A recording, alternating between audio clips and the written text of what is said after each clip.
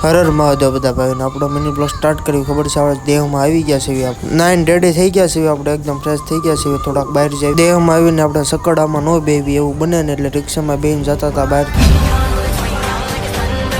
પછી આપણે રિક્ષા લઈને થોડોક સામાન ઉતારવા આવી ગયા હતા, હું ને આપણો ભાઈ. બધો સામાન ઉતારીને ભાઈઓ બધા ઘર બાજુ જતા હતા એટલે જોઈ લે 20માં કાંક મોટું જબર દેખાઈ ગયું. જાવી અંદર હું છે, હું આ ક્યાં આવેલું છે, હું છે, બધા કમેન્ટ કરી લેજો. પછી આપણે જોઈએ કોણ હાસું છે ને કોણ ખોટું.